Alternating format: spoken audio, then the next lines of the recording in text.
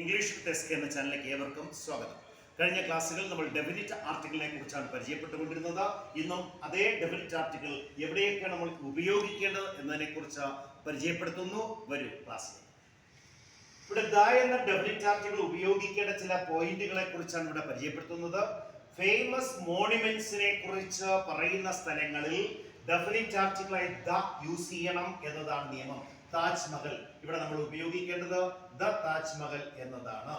രാജ്ഘട്ട് ഇവിടെ നമ്മൾ ഉപയോഗിക്കേണ്ടതായ ആർട്ടിക്കിൾ ദ എന്ന ഡെഫിനിറ്റ് ആർട്ടിക്കിൾ ആണ് ദ രാജ്ഘട്ട്. മറ്റൊന്ന് മ്യൂസിക്കൽ ഇൻസ്ട്രുമെന്റ്സിനെ കുറിച്ച് പറയുമ്പോൾ അവയുടെ മുന്നിൽ ദ എന്ന ഡെഫിനിറ്റ് ആർട്ടിക്കിൾ യൂസ് ചെയ്യണം. Example tabla, piano. ഇവിടെ എന്താ യൂസ് ചെയ്യേണ്ടത്? The tabla, the piano. മനസ്സിലാകുന്നുണ്ടല്ലോ? എന്നോടൊപ്പം വരുന്നുണ്ടല്ലോ ക്ലാസ്സിൽ എല്ലാവരും? വന്നോളൂ.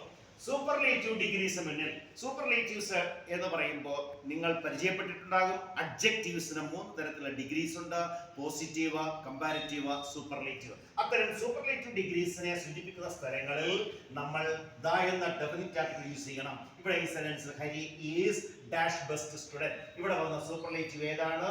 ബെസ്റ്റ് എന്നതാണ്. തൊട്ടടുത്ത് എന്താ? He is dash tallest of all. ഇവിടെ വന്നത് ഏതാ? ടോളസ്റ്റ് എന്ന് പറയുന്ന സൂപ്പർലേറ്റീവ് ഡിഗ്രി ആണ്. ഈ ബെസ്റ്റ് എന്ന് പറയുന്ന ഗുഡ് എന്നതിന്റെ സൂപ്പർലേറ്റീവ് ആണ്. ഗുഡ്, ബെറ്റർ, ബെസ്റ്റ് പരിചയം ഉണ്ടായിരിക്കാം. ഇല്ല എങ്കിൽ വരും ക്ലാസ്സിൽ നമുക്ക് പരിചയപ്പെടാം. ഹരി ഈസ് ഇവിടെ എന്താ ഉപയോഗിക്കേണ്ടത്? The best student. അവിടെ ദ എന്ന സൂപ്പർലേറ്റീവ്, ബെസ്റ്റ് എന്ന സൂപ്പർലേറ്റീവ് മുന്നിൽ ദ എന്ന ഡെഫിനിറ്റ് ആർട്ടിക്കിൾ യൂസ് ചെയ്യുന്നു. He is the tallest. He is the tallest of all. Tallest എന്ന സൂപ്പർലേറ്റീവ് മുന്നിൽ ദ എന്ന ഡെഫിനിറ്റ് ആർട്ടിക്കിൾ യൂസ് ചെയ്യുന്നു. അടുത്ത നമ്പേഴ്സിനെ കുറിച്ച് നിങ്ങൾ പഠിച്ചിട്ടുണ്ട്. 1 2 3 4 5 6 ഇങ്ങനെ നമ്മൾ കൗണ്ടിങ് നമ്പേഴ്സ്, എണ്ണൽ നമ്പേഴ്സ് പഠിച്ചിട്ടുണ്ട്. അതിന്റെ ഓർഡിനൽ നമ്പേഴ്സ് ഉണ്ട്.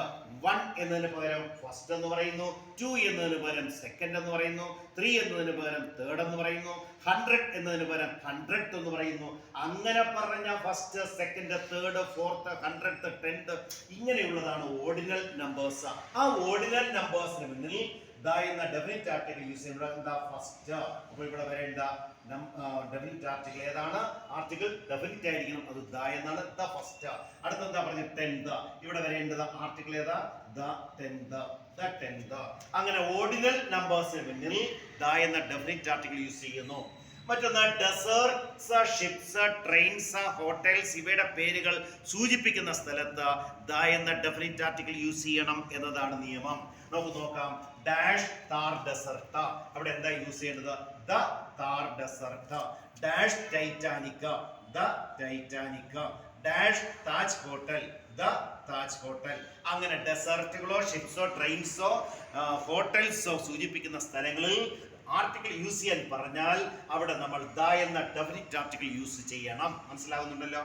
ഇനി മറ്റൊരു സ്ഥലം എന്ന് പറയുന്നത് ടൈറ്റിൽസിന് മുന്നിലാണ്, പദവികൾക്ക് മുന്നിലാണ്. അങ്ങനെ ടൈറ്റിൽസ് സൂചിപ്പിക്കുന്ന സ്ഥലങ്ങളിൽ ആർട്ടിക്കിൾ യൂസ് ചെയ്യേണ്ടി വന്നാൽ അവിടെ ദ എന്ന ഡെഫിനിറ്റ് ആർട്ടിക്കിൾ യൂസ് ചെയ്യണം. മനസ്സിലാകുന്നുണ്ടല്ലോ? എല്ലാവരും എന്റെ ക്ലാസ് ശ്രമിക്കുന്നുണ്ടല്ലോ? നോക്കൂ. പ്രസിഡന്റ്. ഇവിടെ യൂസ് ചെയ്യേണ്ടത് ഏതാ? ദ പ്രസിഡന്റ് എന്നാണ് ദ എന്ന ഡെഫിനിറ്റ് ആർട്ടിക്കിൾ. സെക്രട്ടറി. അവിടെ എന്താ യൂസ് ചെയ്യേണ്ടത്? ദ സെക്രട്ടറി എന്നാണ്. ഡയറക്ടർ. ദ ഡയറക്ടർ എന്നാണ്. The director. മറ്റൊരു പോയിന്റ് സ്റ്റേറ്റ്.